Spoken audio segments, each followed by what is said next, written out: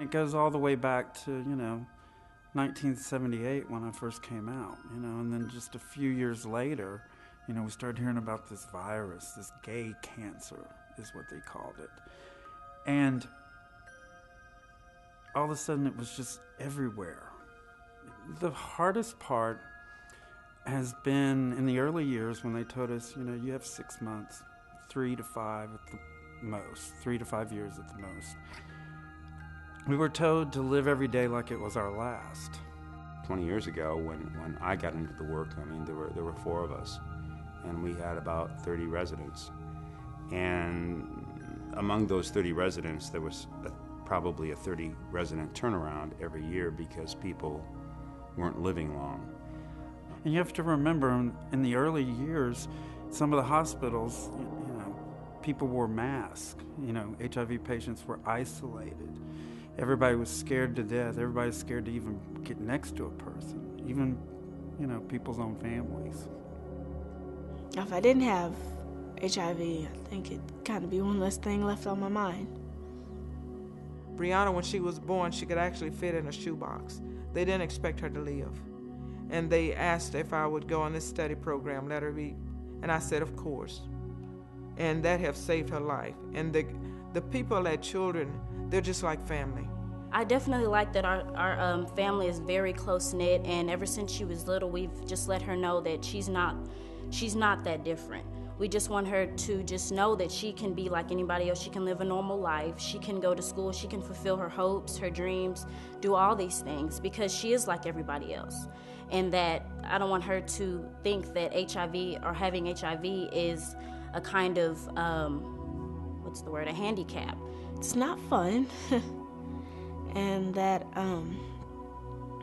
you really feel just kind of regular. There's nothing really that different, even though there is. Because of the fact that the meds are working better, we're living longer. And what's starting to affect, especially guys in my age group, it's like a premature aging. Now we're developing diabetes, heart conditions, arthritis. There's all kinds of other things that are starting to develop that we're having to deal with because the medications are so hard on your system. These medications are not like aspirin or Advil.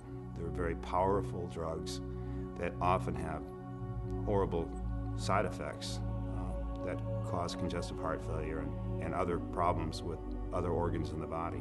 So, it's a mixed bag.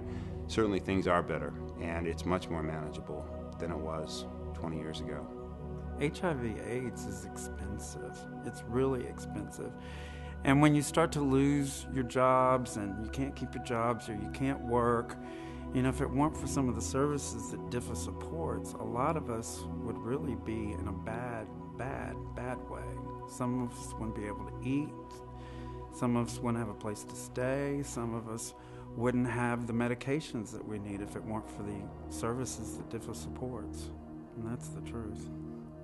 As the government got more involved, of course, and fortunately as money started flowing down the pike and we could get the help that we needed and get some professionals in the trenches, that freed up our time to really concentrate on capital improvements and making our properties what they are today.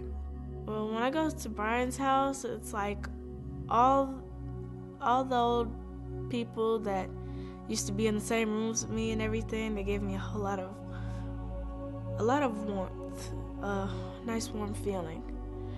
I believe that one significant change in the people that come to us today is that it's not as difficult as it was then to get them to focus on living and making decisions in their lives that affect their future, because they actually have a future, many of them.